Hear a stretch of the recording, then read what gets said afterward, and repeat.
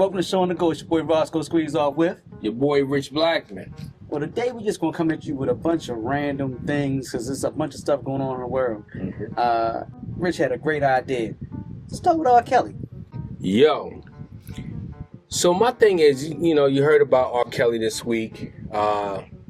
He's saying that they're trying to kill him and and all of that. I'm wondering, is this just a ploy to try to get himself out of jail, or is it really one of those things where now that the Diddy thing has come out, is this guy housing some secrets? I ain't thinking about that angle. And they kind of want him out. Angle. I don't know.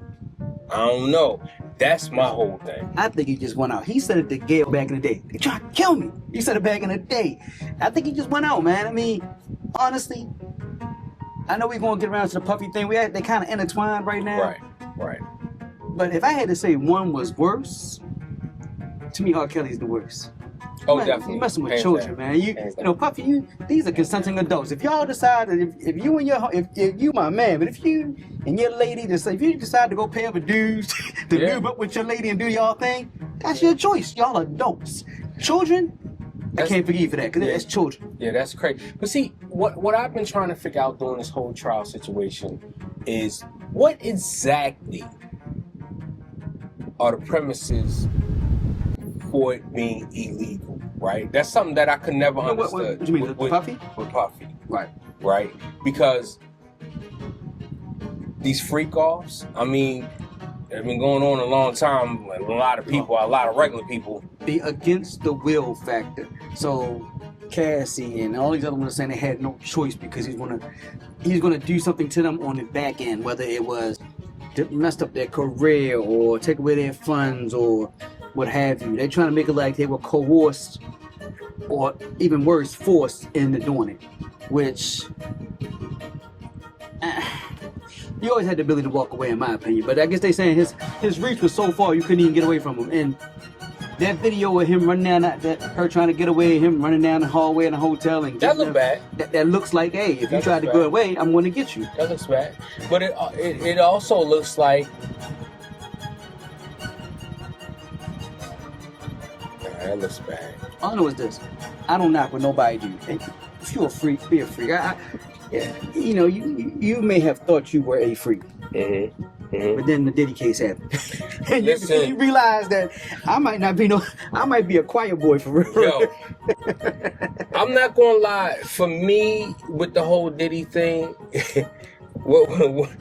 what's your guy name? Wow. No, Punisher? Yo, not only am I gonna pay somebody to mess with my lady, his name is Punisher. That's deep. Look at the Punisher. That's to deep. Punish my lady while I watch. And listen, the worst parts. It's no worst part because everybody got their own thing. So I'm not gonna go out here and say the worst. It's what's shocking to me. It may not be shocking to you.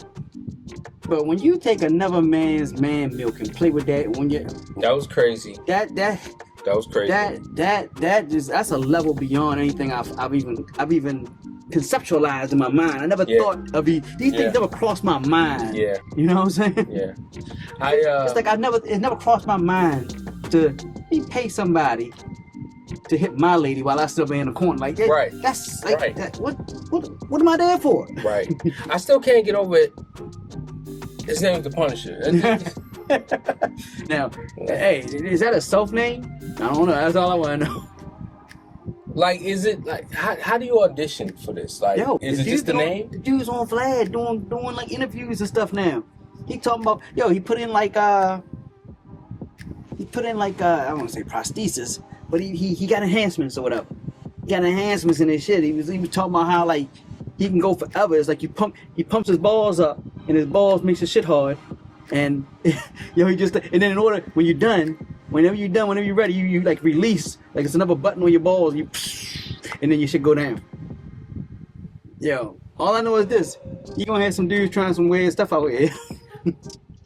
That poses another question to me at this point, Roscoe. since the Puffy trial, has business increased? Yo, real shit. Yo, I would not be surprised, yo. Matter of fact, I'm gonna tell you something crazy. Me and my lady went to the dermatologist with my son the other day. So then my lady went to go too because they scratching, itching, whatever, seasonal allergies, whatever. Mm-hmm. So they got the whatever typical seasonal stuff. And the lady said just use some good lubrications and stuff on your skin. And she was like, well, I'm not gonna. This is an Asian lady. I'm not gonna say use any baby oil because of the case now. I don't think you can find any. She said, I don't think you can find any. So look, me and my wife was in Walmart last night. I swear to goodness, there's none. Wow. There's none. Yo. It's Vaseline, it's petroleum jelly, it's all that. It was some stuff with some coconut oil that looks like baby oil, but it's coconut oil. Straight up baby oil, I could not find any. And me and my wife, we were looking just because the lady said that. And I wondered, have they took it off the shelves? Or is everybody just buying it? Yo, I swear to goodness, we could not find any. See, that's crazy. Dave Chappelle said something that really resonated with me. He says, they found all of this baby oil in this man's house. He says, if you go to my mother's house right now today, she still has the same bottle of baby oil from when I was little. Like, you can't use all of the baby oil. Yeah. What are you doing, baby? Like, and this dude is going through cases. Like, 1,000 bottles. Yo, that's crazy. It's a lot, yeah. But no, they said it was, the case, they were submerging whole bodies. They was like filling pools up, like jacuzzis full of baby oil. Who's cleaning that shit up? That's what That's a good question. That's a good question, yo. Who's maybe you need to get the housekeepers in there and listen. I'm not a big porn dude, but I have seen porn here and there. And I know they always squirt on some baby oil. He just took it to the nth degree. Like, he was submerging whole body. Imagine jumping into a pool of baby oil, yo. How do you get out? In this slippery getting out, how do you get out? Yeah, all right, last probably, I don't want to go too far in this case, because I know it's all over the internet. But, so, they're saying they let some of the jurors, or all the jurors, got to see certain clips of the freak off videotape footage. I saw that. And they didn't let anybody see it. They had it like something in the air. Well, actually could hear the sounds. People hear the sounds of it, like the moans and all that. And they were like looking at it. And I'm just like, I just want to know, how does that mess with any juror's mind? Is that in his favor, like it's consenting, or is it like, oh my goodness, we gotta put this guy away? Like, I mean, what happens if you look at a freak off? Do we even, I think we've all at least, we might not watch porn regularly, if some people do, some people don't, but we've all seen some remnants of porn, saw porn, something. We may have never seen a freak off. It reminds me of, and I'm going to date myself right now, okay. Probably you too. Digital Underground, the rap group, right, had a song called Freak of the Industries. Right. You remember that? Yeah. So in that song, they're going through a whole bunch of different things and talking about different things. So now that I sit back and I look at the Puffy situation, it makes me think that these things have been going on forever in the industry. You might be right. You know what I'm saying? Without video footage. Without video footage. You might be right. And Puffy been saying that for years. Ain't no party like a Diddy party. He been saying that for years. We didn't know what that meant until now. Fabulous knew. My thing is this: the trial's still going on. It's almost, I think it's like 6 weeks in or something like that. Right. That's now. why Fab stayed away. Yo, could you imagine if more stars come out? You know what I mean? I don't want to put nobody's name out there, but we know who he was close to. We know he's close with Jay. We know he's close with Mary. And I like to think they weren't in this, but man, that could just turn. He could turn the whole hip hop world on his head if the right names come out. You know, they already got stories about Ye. You know, Ye. I mean, he went to the court and visited, whatever. I think, honestly, with that being said, I think that the people who we may think were a part may not be a part, and the people that we really did not expect to be right are probably a part. Like, everybody expects Meek Mill and So as far as Puffy and R. Kelly go, you know, honestly, they kind of get what they get. I'm not as mad at Puffy as maybe some people are, because to me, if you're grown, as long as he ain't forced nobody, now they talking about drugs and all that. If you're drugging people and doing stuff against your will, that's a different story. But even if that's the case, why is it taking you years to come out? But I mean, if it's a fair thing, you know, and then if the charge is RICO, like, you know, I just don't know if they've proven that. As far as R. Kelly go, I hate to say it, man, I love the man's music. I just kind of don't care, you know, what happens to somebody that mess with kids. You know, I got kids. So. And then, now granted, people always say it's some of the parents' fault too, because they took their kids around them and all that kind of stuff. Yeah. Chasing, you know, a payday or whatever. Yeah. And like, you know, when he say, hey, it was my child, my daughter, my son, and they like, hey, you know, need to bring them on until around 8. All right, so what time we gonna get there? Yeah. Nah, we all. real. I don't see me just dropping my kid and leaving them, but That's real. Neither here nor there. You know, whatever happens to him kind of happens to him, man. You know, like I said, I love his music, but the man didn't do right, and he did wrong by choice. Puffy, on the other hand, you know, I think it's just a domestic thing. If you're just beating people up, beating women up, that's anybody that's beating on women or whatever, they should be punished by whatever the law holds for that. That's true. As far as RICO goes, I just don't know, man. I don't know if they've proven that. You know, they throw RICO on anybody now. You know, if you shoplift 3 times in a week, it's a RICO charge. That's right. But I will say this about Puffy. I agree with you. You know, unless they can really find something saying, hey, you know, let's help. I mean, the dude was just a dude with money freaking off. They've been doing that for years. It is what William it is. actually talked about that in his comedy special a long time. Yeah. It's like his first one, talking about he was in a house in Hollywood and he saw people sucking on. They went, and I wonder if he's talking about. We make you wonder, who was he talking about? But if you remember, I believe it was live on Sunset. Richard Pryor talked about that. Yeah, you're right. Live, I think it was live on Sunset, and that was in the 70s. People with money have always done a little.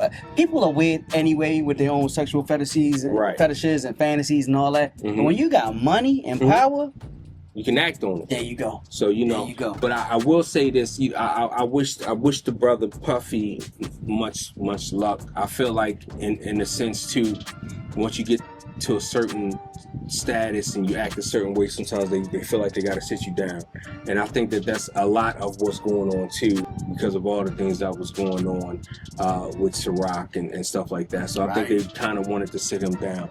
But I will say this: so he did prove a really good point that that history has held for a very long time, and that is, if you use baby oil, your skin will be moisturized. Because he's got some of the best skin in the business. To be over 50, yo. Yeah. You know what I'm saying? And everybody that's testifying got good skin. You know what I'm saying? Ain't nobody got no bad skin. Ain't nobody nothing. Yo, our grandmother said it. But listen, we got one more person to add this. I almost forgot about. What? Tyler Perry. Is it just a shakedown? We don't know enough. I don't think we have enough facts to really comment on this one yet. I'm gonna touch on that in a second, because I want to say something about that, because I do feel strongly about that too. Okay. But I wanted to say one more thing about R. Kelly. Can we still listen to his music now, or is that still an out thing? I never stop. Okay. Listen, I literally had a coworker one time tell me, I can't believe you listen to that. I'm like, what are you talking about? He's got good music. Look, he's thinking about 15-year-olds. I don't care what he's thinking about. It's how it makes me feel when I'm listening to it. Yeah. If we go by what everybody thought when they were making whatever music they're making, you might not listen to it. Yeah. I mean, just think about it through all the songs in history. Listen, when I heard the Electric Slide, granted, I heard it was false. It was talking about a vibrator. No, it's 100% true. Yeah, I heard it was false on top of that. No, 100% true. The interview, if you look and find the interview with him, he tells you that's what he's talking about. No, but Electric Slide was a lady. The person wrote it, you mean? The guy that wrote it. Okay, I got you. That's what it was. Dang. That's what it was. It's literally talking about a vibrator. So we don't. You still go to a function right now and little kids are doing electric slide. You don't say, oh, little kids, you can't do electric slide because they're talking about a vibrator. No, it's how it makes you feel. Now you do. Kind of smack that. You can feel it. It's electric. It's like, yo, you know. But yeah, no, it's. What can you do? You know what I'm saying? I ask myself that because at the end of the day, R. Kelly has some really great music. He wrote a lot of great songs. He sang a lot of great songs. The man's catalog is crazy. Listen, we talked about this. Me and you talked about this. If he did a versus when they were doing verses, he beats anybody. He beats Chris Brown. He beats Usher. And he got to go against like Stevie Wonder and Michael Jackson, stuff like that, because he will beat anybody you can throw out there right now. Yeah. In a versus, I'm talking about Mary J, Beyonce, and this might not be your opinion. I think his catalog beats all of this. Yeah, I'm not gonna lie. I do. He's got a mean body of work. He does. And I mean, if you don't give him credit for anything, you got to give him credit for that. And you got to add into the songs he wrote for other people as well. That's what I'm Charlie saying. Wilson, Maxwell. He's wrote a lot of songs for other people. Kelly Price, Ronnie Isley. Exactly. He brought a lot of those old dudes back. Yeah. You know, and helped them bring, create, rejuvenate their careers. Okay. I got it mixed. I was gonna say where they had the freak offs, but okay, anyway, that's a different artist. You know what? Ronald Isley's wife is kind of young. Yeah, you know. I don't even think she our age. I think she's younger than us. Still. And that man pushing 80. He might be 80. He might be dead. It's still. This is, I know this way off topic, but just run the Isleys, they sung that song a little bit Christ. Shout with that. Shout. That's from like the early late 50s or something. They've been out forever. They've been singing to these children. Yeah, they probably have a good 50, 60 years of music. And I actually like them. So yeah, that was cool. But yeah, R. Kelly has a mean catalog. So since you said it here on our show today, I'm going to continue to start listening to my R. Kelly music. I'm not going to turn it all the way down to 3 when I'm in the car on the highway by myself with the windows up and the sunroof closed, because I will no longer be embarrassed because he has a great catalog. And throw this out there real quick. Puffy got so much stuff he's produced, they have not talked about boycotting Puffy's music. They can't. He's produced too much. But you know why I think they can't? I think they can't because... He's not really an artist. Well, not that he's not really an artist. A lot of people deep down inside say, yo, the freak-offs are not really that bad of a deal. That's your personal preference? Yeah. That's why I say I had an issue with the whole trial and everything that's going on, because, like... You're right. It's almost like being Mormon. It's almost like saying anything besides missionary position is wrong. Right, you can't do that. Right. And you want to add baby oil into it? Oh, that's hell. No, that's it. Right. Don't you grab the hair? Oh, right. No. So exactly. That's why I think that they really can't go hard. And I really, truly, my prediction in this trial is they're not going to hold him to anything. I think they're going to flip the script, get him on tax evasion, because they ain't going to really be able to do nothing with this whole thing. He's going to maybe do time served after all this is done, pay a bunch of people a bunch of money, and going about his business. I think it's just going to be abuse. I can see that. It's just going to be the abuse. And whatever abuse he can get on these females, whatever he did, physical abuse, and that's what I don't know how to get you on a RICO, because people decide to have a freak off, man. A lot of this, they look willing participants. They organized it, they scheduled it, and maybe they had, I don't know how you had no choice but to do this. I mean, I think you kind of lose the case when you're the state's attorney. To have a bunch of sex, right? On my own, I had to make phone calls and find people to have sex with. I had no choice. Like, come on, now that's a charge. I mean, think about this, Roscoe. When you're the state's attorney, right? Right. And one of your star witnesses' name is the Punisher. It's not really. I don't think the case is really going too far. You know, how can you say, these weren't willing participants? So I don't think that's going to be the case. But I wish the brother lots of luck. Kelly, yo. Stop touching children. They can't let you out, man. You had too many. Listen, last thing for R. Kelly, you had too many chances, and I'm just gonna be my personal opinion. Yeah. You've been getting in trouble for this since you married Aaliyah in the '90s. Then you had the video come out in the early 2000s. Then you had the little stuff with the photos of in Florida, like in the mid 2000s to 2010 area. Yeah. Like, you had so many chances. Then you had the whole Torre. Remember Torre? When you saying teenager. How young you talking? That was crazy. You had all these situations. Yeah. And I'm always going to love your music. I'm mad you're not going to make no more. Maybe you can still write. Because you wrote a lot of stuff. Write some stuff for some people. Yeah. But I think that's what's going to wind up happening. Yeah. He's in there, and maybe he can write from jail. Right. And recoup some of that money. But I believe he's sick. He needs help. I don't think just imprisonment's going to help him. I think he actually needs mental help to deal with. Listen, anytime you got a stadium of around 10 to 30,000 people, and you got and let's say 70% of them are women, and you can have damn near any one of them you want. Yeah. And you're looking for the underage ones. Yeah. That's like, come on. It's a control thing. As grown men here that love women, I don't even know what it's like to have that kind of power to be able to say, you, come on with me. I don't even know what it's like to have that power. It's he has that power. It's a control and you thing. don't, but he still has it with the adults. But you know what? He wants a little girl. He wants a little girl. But this is the thing that I will say that they've said it for years. Psychiatrists have said it, and I almost believe that it's true, that hurt people, and he has made it clear that he was abused as a child, sexually abused as a child. So he gave it back. If it's a situation where he was saying he was abused by this older woman as a child, he may have felt like he had no control.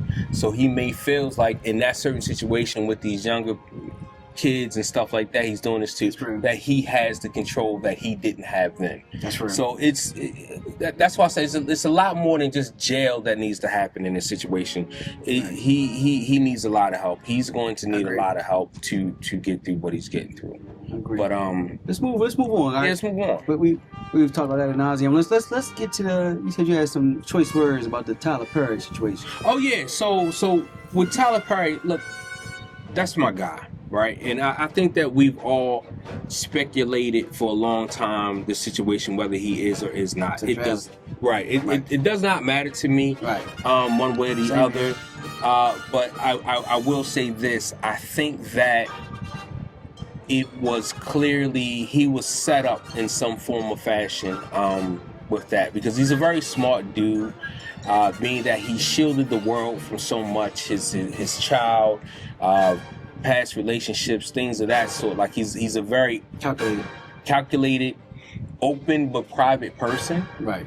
That for something like this to come out, it had to happen in a manner such where this alleged victim made him feel safe enough to be that vulnerable. So that means to me, it's almost kind of like he was out to get him in that same sense. I don't think that is fair. That because you are a black man in America that is rich and successful and that is able to do a lot of things and provide a lot of jobs for people. Tyler Perry's made a lot of millionaires. He's made a lot of millionaires millions. He really has, 100%. Right? So he's really got out here and he's done big things. He's actually struggled. He's self-made billionaire. Self-made. He's actually gone through and he's left no one behind. And that's what stay with him, right? If you need a gig, he got you. That's what I love about that man. He's very smart and calculated. So I think for something like this to happen, it was a complete setup. I don't like that part of it. Also, when I sit down and I look at it, I feel like we shouldn't judge people based on their sexual preference, right? Not this way. Where he feels as though he has to kind of not hide it, but say it's not really their business. I remember watching a story on Luther Vandross, and a lot of things started to make sense. He had a song on there, which is actually one of my favorite songs. I don't know why, but called Any Love, right? And basically he's saying, how he wish that he could have love and wish somebody would love him and all this and all that. So in an interview that he had, he was talking about the process of writing that song. And he was saying that he just hated the fact that he could not find love. He could not find, love to really, it was hard for him to date because of who he was. Right. So now, of course, back then you may look at it, he's probably saying it because he's Luther Vandross. But now that all the things that have come out, it was hard for him to date. Especially back at that time. Especially back then. So, as accepted as it is now. Right. So I don't think that it's fair that They would have boycotted all the music back then. Exactly. And I don't think that that's fair how we should support our people more. You know what I mean? And I think that we should, at this point in time, really get behind. You should be comfortable in your own skin. Right. I believe that we should get behind Mr. Curry and support him. He's a prominent figure in our culture, in our history. I think that we should definitely back him, step up, fight for him, because it's not right. Well, I don't know what happened with this case. I know what the allegations are. The only thing that throws me for a loop is whenever you have these big dollar figure amounts, it makes me wonder, was it the intention there, was they always set up? When you see dollar signs, does that mean you were a victim, or were you looking to make yourself a victim so that you could collect the dollars? Was it $240 million, something like that? That's crazy. Like, what kind of trauma did you get that's worth $240 million? I mean, it just makes you wonder. I'm not saying it can't be possible. If something happened, if I felt violated, I might grab some money somewhere. But to have constant contact and then to come back and say it was $240 million worth of contact and abuse issues, and like I said, you try to remove judgment, but you can't help but to think like that's a lot of money for what you're saying you've been subjected to, and you stay subjected to. Were you doing this to try to get money? It just makes you wonder. That's all I'm saying. It makes you wonder. It's very questionable. And I guess as time comes out, because it's very fresh within the last week here, we'll see where it goes. I feel like reading the text messages that he felt comfortable enough. I feel like there was a relationship there. Oh, you read the text message? Yeah, they had some of them. Yeah, I saw that. I didn't get a chance to read it yet. I feel as though that there was some kind of relationship there. I feel like there was some kind of. It wasn't like a Weinstein situation where, hey, I am who I am. If you want this part, you're going to. I get it, and some of the messages is saying, hey, I can get you a better part. There's this, and I get that. But it wasn't a closed door. You have to do sexual favors for me to even audition for these parts. You'd like to go down and come up. Right. I feel like in those text messages, even when he was making statements like that, they were said in kind of a jokingly manner, because I feel like at some point something had already happened. I don't see him chasing after anybody. He's a billionaire. So that's how I feel about that whole thing, man. I just think that we should all jump behind him and again support his brother, because I don't think it's right. So we're going to jump right into the next topic. This is something that me and Rich have talked about, tremendously. I don't know how you feel about it. I just think right now, I don't know about in the countries and the counties and all that kind of stuff, but definitely in the inner cities, customer service is at an all-time low. And the only reason I bring this up is just the other day, I think I went to McDonald's for my son, and I paid for my stuff online, so I just gave my code. When I got through the drive-thru, the person literally stuck their hand out with the food and was having a conversation, just looking the other way, just like paying no attention to me being there. And it's just like, been there before. Whatever happened to, I think Chick-fil-A has cornered the market right now on customer service, and it's like, how did we get here? You even ask for a manager now, and you say, can I please speak to your manager? The manager, I'm the manager. What like it's just attitude everywhere. And I don't know if this is, I know it's an inner city thing, because when I travel, I'm in nicer areas, I don't see this, and I'm talking about this whole inner city, and even down south some places, man. Just any major city, Dallas and New Orleans and Baltimore and New York and New Jersey and LA. It's just like, what happened to customer service? And the customer's always right. And I understand people have took the customer always right to ridiculous lengths. Crazy lengths. But that being said, you still had to get good service. And I think Chick-fil-A has kind of mastered that. Yeah. We're going to give you good service no matter what. Yeah.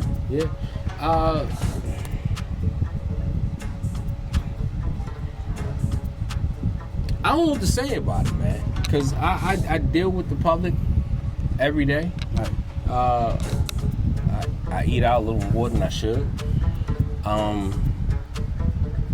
And I do get that. I do get the fact that no one cares. I remember, this was about a week ago, I had stopped at McDonald's. I have a thing for Coke and apple pies. It's crazy.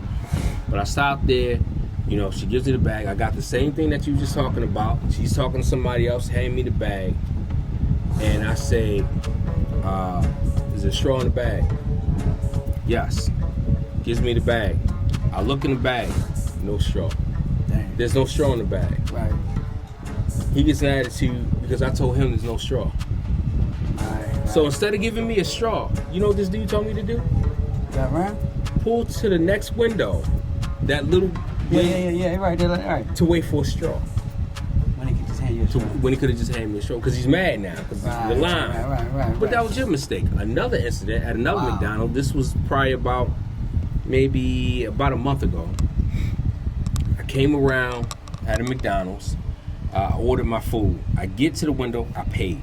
Got to the window, pick up my food. Right. Guy says, McChicken and Sprite? No.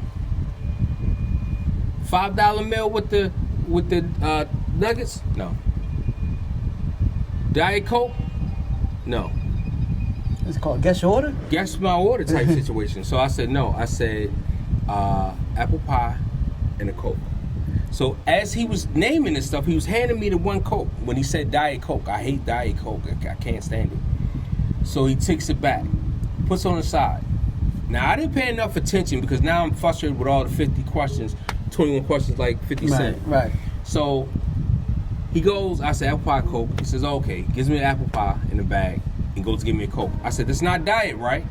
He says, "No, man, it's not that. I got you." Right. I pull off, come out to McDonald's, get on the road, get on the highway. I take a sip. What is it? It's the damn Diet Coke. Damn. So now at this point, I got to throw the damn soda away because I don't want it, and I'm too far to go back. Time to go back.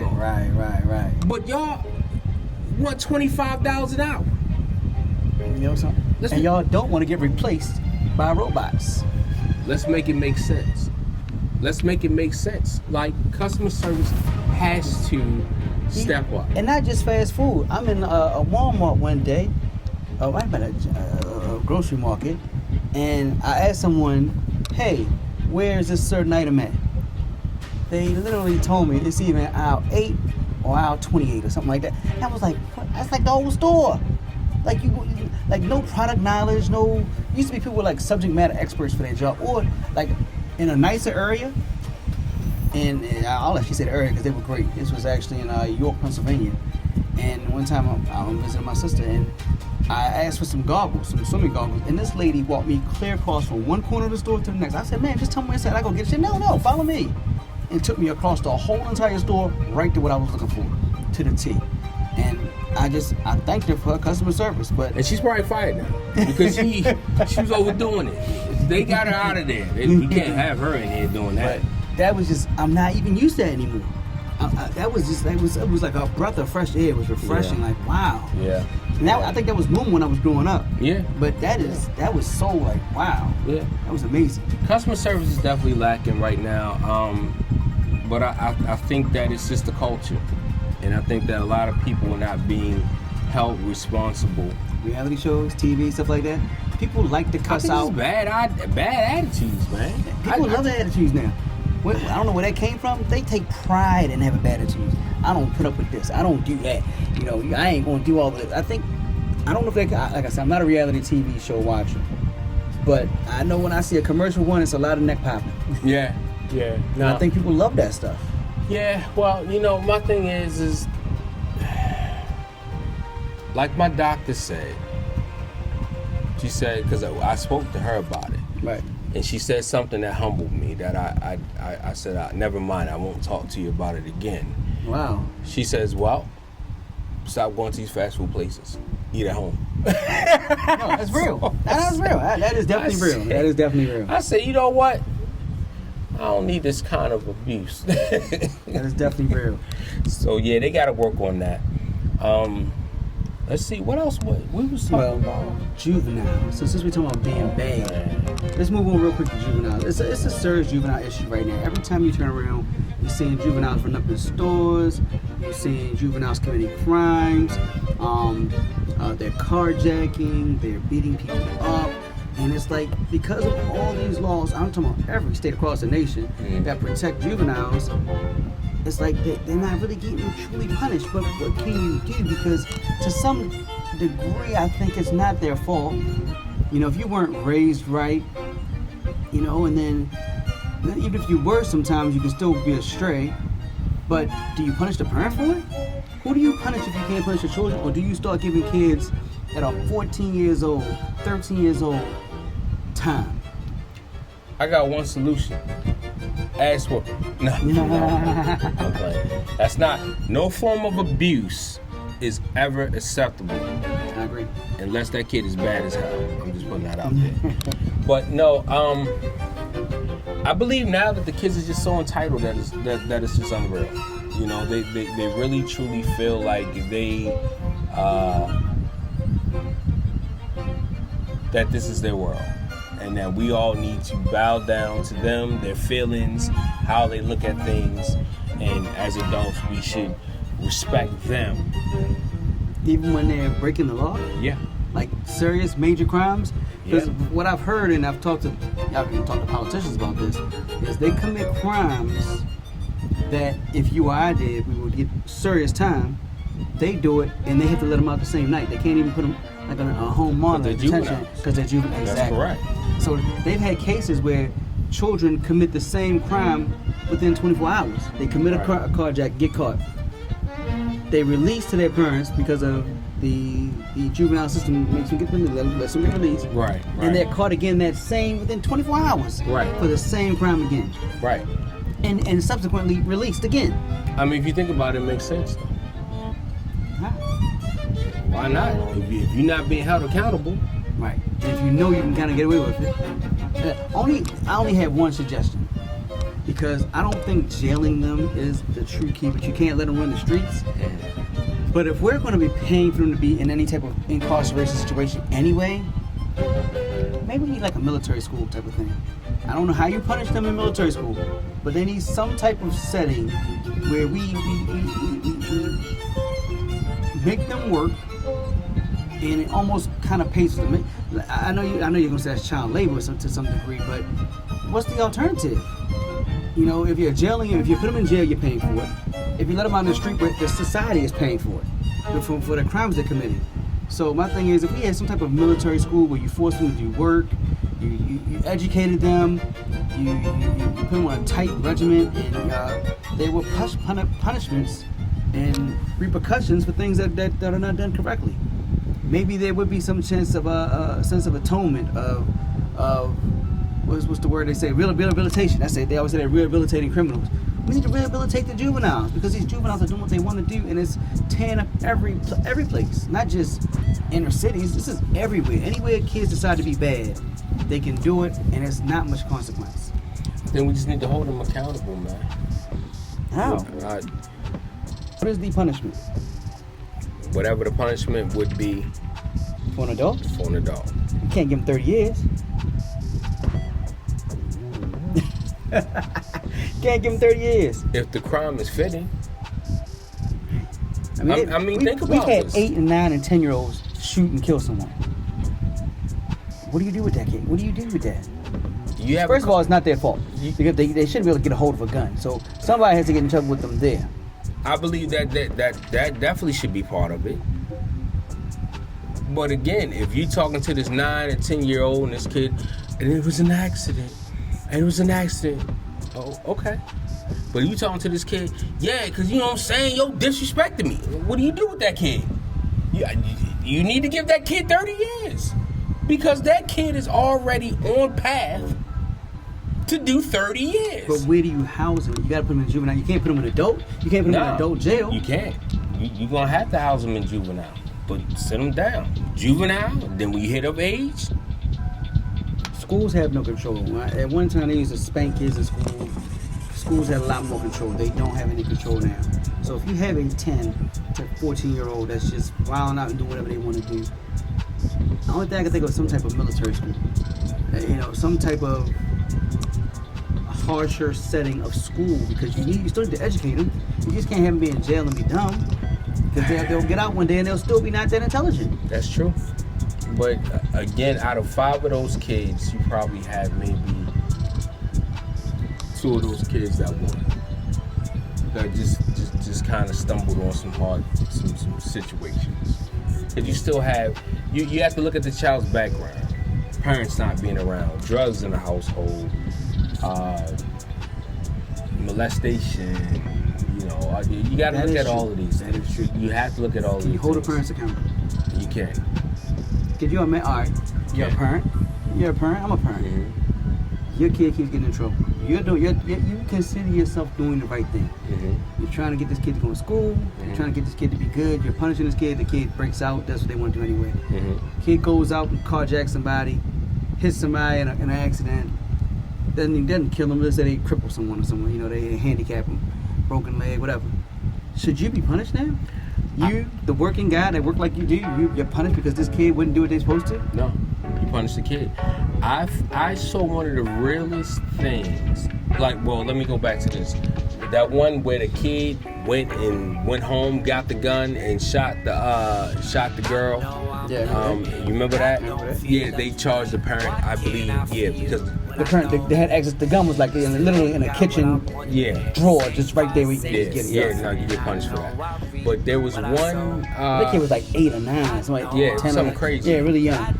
But there was one, I think it was a real or something like that, where they charged the kid with murder. The kid was 12 or 13, 14 years old. It was some street stuff. And the mother or the grandmother walked up to the kid. They let the grandmother see the kid. Walked to the kid and says, "Look, I'm going to pray for you. I'm sorry, but you have to, suffer the consequences of your actions."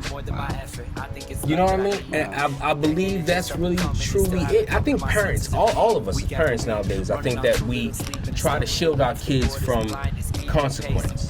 Right. Can't do that. You can't do that, because if they don't know what will happen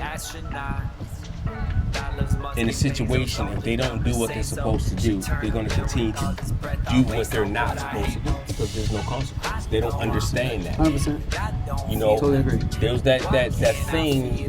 What was that? Probably, I forget how long ago it was, but remember with that kid that they were talking about, the rich kid, where he had no idea of his actions or something like that. Remember the rich kid, the white kid in the South? And he had killed some people with his car or something like that, and then the mother went on a run with him. And you remember all of that stuff? And I forget, it's an actual thing that they say that these kids suffer from, and said that he suffered from that because he had no idea between right and wrong. There is a diagnosis for everything. Like I know one is opposites with defiance. They want to do the opposite with their toll. But I believe that, again, as stupid as it sounded, and me growing up in a household that I grew up in, come on, you gotta know that this doesn't make sense. I do believe, in the same sense, maybe he did not know because they shielded him. You don't know what you're talking about. That's it. I totally agree. I totally agree. You don't know what you're talking about, but we gotta have a universal system to account for all children. You can't just say, it's just easy to say, well, these particular set of people, these kids didn't know. Yeah. And these kids are heathens. I agree. So to keep that from happening, you gotta have a universal set of rules. Only thing I can think I said it several times already, is has to be some type of military school, because as they learn, we need to educate them. I think the more intelligent kids are, the better they will be. We can't have kids out of here that are not intelligent, and we gotta make them. I would like to put them in a setting where when you take them away, they have no access to social media, they have no access to these type of things, and you put them in a setting where everybody has to be positive. I agree. And they see punishment for anyone who steps out of line. I agree. I know some people probably wouldn't even like that aspect, but I think I'd love it, because it just has to be something different from carjacking at 12 years old. I agree. It has to be an alternative to that. So if it's extreme, it's extreme, but it has to be an alternative to that. That can't be it. I agree. You can't be doing 2 carjackings in a week and it's just business as usual. All right. If they don't fix this soon, a lot of people are going to start going to measurements of, I don't care how old this You want to kid be grown, but treat you like you're grown. Like they say back in the day. Yep, 100%. That's what my grandparents used to say. And that's what's going to happen. You know, That's so what's going to happen. you know, they better figure it out. Well, you know, here, one of the lead guys that handles juvenile services actually, Shiraldi, resigned. Yeah, he stepped down. Right. I don't blame him. Yeah. What can you do? You probably feel impact right now. You're probably like, wow, I want to make a change. Every time you do something, but they're children. That's all you ever hear, but they're children. These children are doing grown folk crimes. Stuff that you and I probably never thought about. You ever carjacked anybody? No, I never. I currently have never carjacked anyone. Yeah. I've sold cars. But carjacking was definitely off limits. Because real time comes with that. Right. So what was that? Is it Kenny Rogers? You gotta know when to hold him, know when to fold him. 100%. My man got out of here. He said, you know what? Y'all will not make an example out of me. 100%. And got on out of there. So yeah, I think that we just need to figure out a way that we can really sit back. My opinion is really, I hate to say it, but stop giving these kids time. Consequences behind your actions. Stop letting them out. The 24 hours later, or 10 hours later, 8 hours later. Stop letting them out. Right, nothing happened, and they know this. Yeah. So I just carjacked somebody today. Mm-hmm. You locked me up. You caught me. You ran me down. You caught me. You put me behind bars. Mm-hmm. You let me out 7 hours later, and I'm back hanging out because my household has no control of me. Carjacking somebody else. Yeah. That can't be it. But, Yeah. So that's where we need to be on. And I hope you all agree with that. Please don't tell me you think something different. But as a matter of fact, if you think something, let me know, because I know there's a lot of psychologists out there, children's psychologists, things of that nature, that may have a different angle than what I'm thinking about here. So I wouldn't mind if you reached out, let us know. Definitely.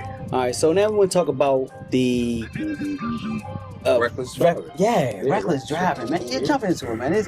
What do we do about it's a lot of reasons. We talked about the Virginia tags, and that actually got quite a few hits online. People really looking into it. It's been a popular thing, but it's just bad driving, period, right now, man.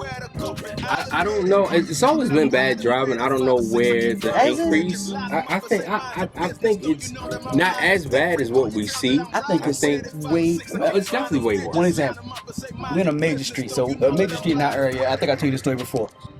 Lombard Street. Mm-hmm. It's like 5 or 6. It's like 6 lanes, and like two of them are turning for sure to the left.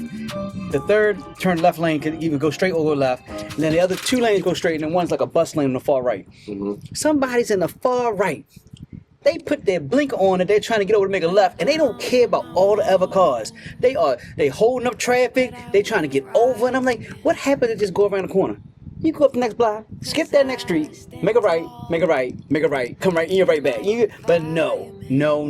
Everybody on this whole street gotta wait because I need to get right there. Even though I should have probably gotten that lane blocks ago, if not just one light ago. No, I just realized I'm supposed to turn here, and listen, all y'all going, I'm gonna risk all y'all lives because I need to get over. When did that start? I want to say it all changed after COVID. I don't know. I don't have scientific data. Right. But I want to say is that I know I started noticing it when everybody started getting back on the road. Just last night, I'm on I want to say 95. And 95 is 4 lanes. Right. And similar to what you say, this dude was in the left lane, exit coming up right there. My man, no blinker, shot straight across. Wasn't even enough time to you could tell it was so quick, he didn't even have enough time to put the blinker on to let us know. Right. And it was just total disregard. And it's impossible, I guess, for him to go to the next exit, get off, come back around. No, that can't possibly do that. No, that's insane. That's the bad drive I'm talking about. It's insane. The amount of people that run the red light to get to the next red light. Yeah. So like it's a red. So you're about to catch this red light. The red light changes, The other car's about to pull off. You run that red light anyway. But it's a red light right at the next one. So it's like, what are you doing? I just think that is way more than I've ever seen before. I mean, like you said, maybe since COVID, that might have been when it started. But it has never been this intense. I just see terrible driving up and down, and we're on the East Coast, up and down the East Coast. Like up and, maybe not down south as much, but definitely once you cross, I would say Dumfries. When Dumfries coming from Virginia or Quantico area, once you catch up there all the way up, probably till you get to Boston, Rhode Island, maybe it probably stops about Vermont to Maine. It probably gets that nice driving again. But that all those states, Boston, New York, New Jersey, Philly, like Pennsylvania is not a state. Pennsylvania is a state. Philly is in Pennsylvania. Pennsylvania, Virginia, Maryland. It's just ridiculous. Well, I hate to tell you, brother. Well, Georgia's terrible too. Come think of it. It's down south too. Yeah, North Carolina. You know, I go to North Carolina a lot. I was actually just there a week ago. Right. A week ago. And yeah, I almost got murdered on on the highway too. So it was so crazy. I took 85 going down, and then I wound up taking the back roads coming back because I didn't want to deal with the. Oh, you did say 29. I didn't want to deal with the assassination attacks anymore. Right. So you know, it's everywhere. I just think that it has a lot to do with people wigging out. You know what I'm saying? Like, and that's where the other topic we want to talk about kind of comes in. Is I used to go to New York every single week for years when I was younger, and I always thought the driving was really crazy. It was known for that. New York drivers was known for being crazy, and maybe some of my New York fans may disagree with me. When I last spent the week in New York, which was last year sometime, it was the best driving in New York I've ever experienced. And I think because I didn't go there for so many years, and then to go back, and then they had all these cameras up everywhere. Anytime somebody ran a light, a flash happened. When you're on the Hudson River Parkway and they zoomed around going fast and they broke the speed limit by quite a few miles, a flash went off. I was like, wow. And I just saw less of it. I don't know if it was just me noticing this and maybe people that live there don't think this, but I thought it was some of the best driving I've ever seen in New York. It was not as New York-like. It's what I was used to. I think because, again, it has to do with who's watching. Big brother in the sky. Who's watching? I think here we have a thing where a lot of the police officers are not patrolling anymore on the major highways. So you have a lot of free fall, right, with the driving and everything. You have camera tickets and stuff like that. You have that, but then that's where the Virginia tag thing comes in. So now nobody cares because it doesn't affect them at all. Right. But I think that in certain situations, when you have like a New York City type of thing or Jersey or something like that, to where you have to deal with what you have to deal with, they'll take you to jail. Right. We were just talking about that. We were just talking about that. Yeah. Actually, Maryland, the law hasn't passed yet, but it will. If you're doing 30 miles over the speed limit, you can get jail time. Yeah, I think Virginia's done that for a number of years. They will take you to jail. Virginia hardcore. Yeah, they'll lock you up on the side of the road, leave your car there. Matter of fact, they would tow your car. You had to find a way to get your car later. But Maryland it's almost a sure shot that they're going to do it. Wow.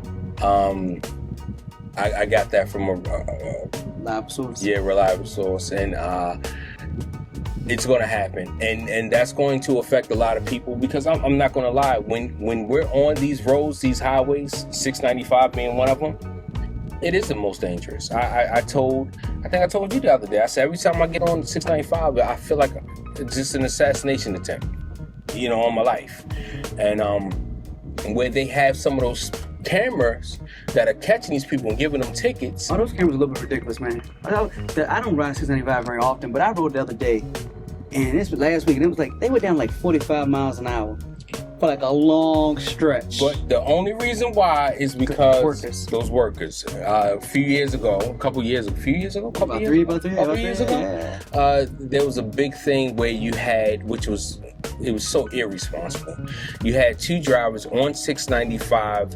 I want to say They were going like westbound. West, maybe? Yeah. Right? They were going west. Well, eastbound. They were going towards Tulsa. Yeah, they were going towards Sony. Okay. I mean, towards Tulsa. Yeah. Okay. No. They were, because the accident happened like almost security. Yeah, as I said, they were going towards Tulsa. So they were going towards Westminster. No, they were going towards Tulsa. Like, so they were coming like from Glen Burnie going towards Tulsa. But they were in a heavy that's when area. Yeah. Okay. So that stretch of 695 is 4 lanes, right? Yep. Four lanes, Yep. right? So 4 lanes. This was in the middle of the day. Rush hour Traffic. You had 2 motorists. One was in the far left lane, and someone was trying to get in front of them, and the one in the left lane didn't want to let the one next in the lane next to them get over. So what they wound up doing is speeding, so they can prevent the one driver from getting in front of them, and the other driver was trying to get in front of them. What ultimately happened, close to 100, yeah. almost 100 miles an hour. So what happened is the cars wound up touching, clipping, flipping over into the work zone. Killed 6 state highway workers. Right. So, of course, when that happens, laws have to change. Right. Laws have to change. Penalties are stiffer. Stiffer penalties. People are still not abiding by whatever rules in place. Then speed limit is 45 sometimes. Speed limit is 45. But see, the reason why they're throwing that other thing in effect, as far as possibly jailing people, blowing right past that now. Because the speed cameras are catching people. Now, think about it. Speed limit is 45 there. Right.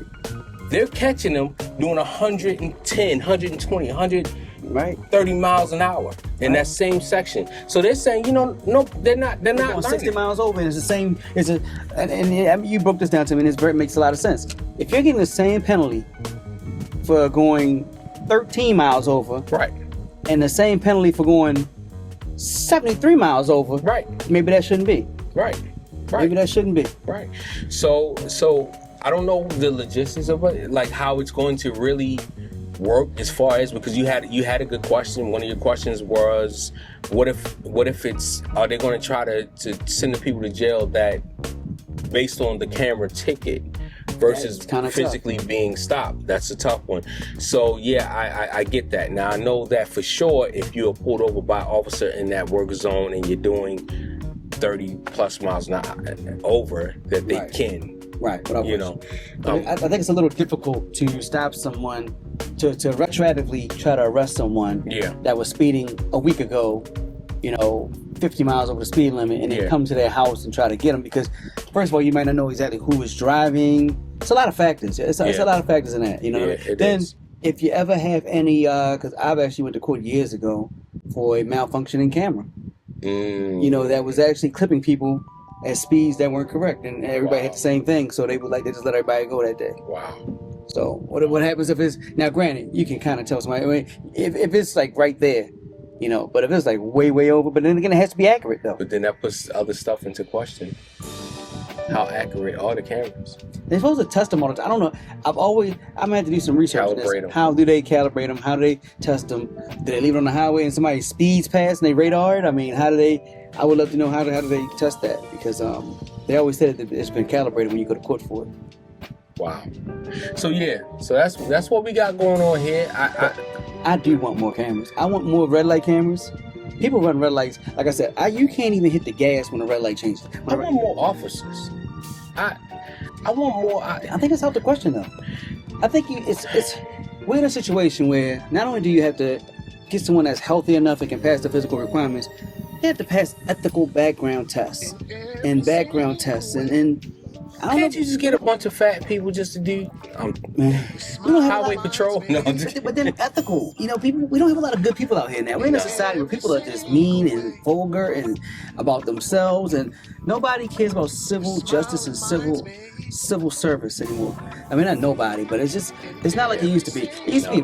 We used to take pride in being a cop, and now you look at them and you call them pigs and all kinds of names, and it's a little different now. I don't know if you could get more officers, but I think you could use more cameras.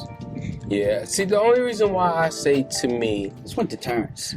Yeah. Matter of fact, you don't have more security guards. You get security systems. Yeah, but I feel like even with the security systems, that people kind of press their luck. They kind of. People rob banks with police officers in them. Yeah, but they also, I think that when you have a camera in place, it's also kind of one of those things where, hey, somebody may or may not be looking. You know what I mean? I think that that's why, because we have a lot of cameras. We already have a lot of cameras everywhere.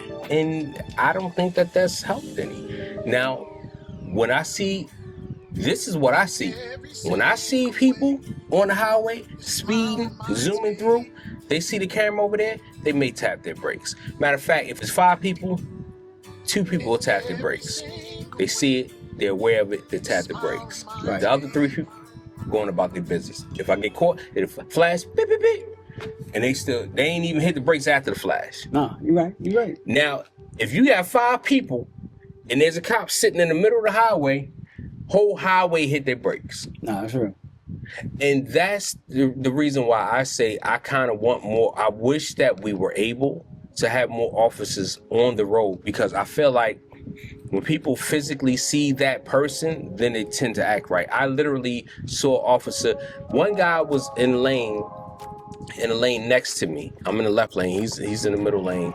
Cop comes onto the highway. This dude almost hits me, clips me to try to get in front of me to get away from the officer. And that's for I just coming here, right on your main road right here. I'm coming up the road. The cop was sitting over to the side right there by the base, and then one of them was riding on the street, and we could not get to 45 to save my life. The speed limit is 45 right there. I don't think we eclipsed 42. Nobody went to pass the police. I think that that's kind of one of the things that we have to figure that out. You got to get that back to patrolling. I know it's not enough officers, but I think that for highway safety. But people don't also, when you go to these meetings and stuff like neighborhood association meetings, I go to quite a few of those for my job, and they don't want police doing that kind of stuff sometimes. They want police worrying about crime. Everybody wants police working strictly crime. I want you taking care of crime. I mean, I get that. And I understand that 100%, but way of life is also important. Yeah, it is, because now you're having way more accidents. I totally agree. Yeah, so that's a crime in itself. Whether you die by a shotgun, from someone, or you die from somebody recklessly driving and hitting you, death is death. You're gone. Right. And I don't know about anybody else, but I don't know personally, but I feel like being dead can maybe sometimes be an inconvenience. Yeah, you may have had some stuff you had to do that day. That's real. You know what I'm saying? So, I don't know, but that's kind of where I'm at with that. I wanted to say something before we wrap up too. Roscoe and I are actively trying to try a couple of new things out. We definitely are bringing you guys more content. We want this show to be more of a variety show, so we want to talk about everything. Today kind of was a run of just having conversations. Short story, how Show on the Go started. Roscoe and I, we've known each other for a very long time, years and years and years, and we would get into conversations during the course of the day. We worked at the same place. We would get into conversations just talking about everything and anything, life, just talking, and next thing you know, we'd be on the phone 3, 4, 5 hours, right? Just talking. And we say, I think Roscoe said, hey, yo, we should really kind of share this with the world. Well, what you normally say he always says, and I use it now, we should put this on wax. Right. So, I sat there and I said to myself, I said, well, with doing that, we can go ahead and try to maybe start a podcast. So that's how Show on the Go came about. So we were also always on the go. And we was also we both did drive. We were driving for our job. We had a delivery business at the time. Right. We were always on the go. Right. So it was all together. Just was a great idea. So here we are now. We are probably in the furthest stage that we've ever been in podcasting for us. Right. We started out in our cars. Now we're in a studio. I think we collectively decided to name the studio Studio B. Right. Which is dedicated to Show on the Go. So we just wanted to reach out and tell you guys that we're going to keep bringing you more and more content. We're going to talk about, we're working on that. We still will be formally Show on the Go, but we may do something that's a little bit more Becoming, I guess. I don't know. Yeah, becoming, show growth, maybe. Right, exactly. In this thing. So for the people, I know we haven't always been putting out episodes the way that we should, but life sometimes, and but we want to make sure that we bring you guys content. We just want to say thank you to everybody that supported us from the beginning to now. People that have stopped us and said, hey, when you guys are gonna put more content out and all of that stuff. So we really do appreciate all the encouragement. I think also too we're looking at trying to get guests in and do that. So we're looking at that, maybe even possibly having additional co-hosts from time to time. Right, and we're gonna get back to that as well. We used to have guest co-hosts from time to time. Yeah, get back to all that as well. So to say all of that, I want to say this: better than ever. We back and better than ever. We're gonna grow. We're gonna bring you guys a lot more stuff, whether it be reviews, whether it be content, whether it be conversations about relationships, about the world, about whatever. We're gonna bring you guys all of that stuff. That's just what we're gonna do. So thank you for rocking with us. Absolutely. Thank you for rocking with us. Always comment, get more engaging. We're gonna start doing some live shows from time to time as well. Yeah. Yeah, definitely. So we wrap that. I think that's a good one. Good, right? So just want to say, we appreciate y'all again. Thank you for rocking and rocking with the show on the go. That's right. Till next time. Peace.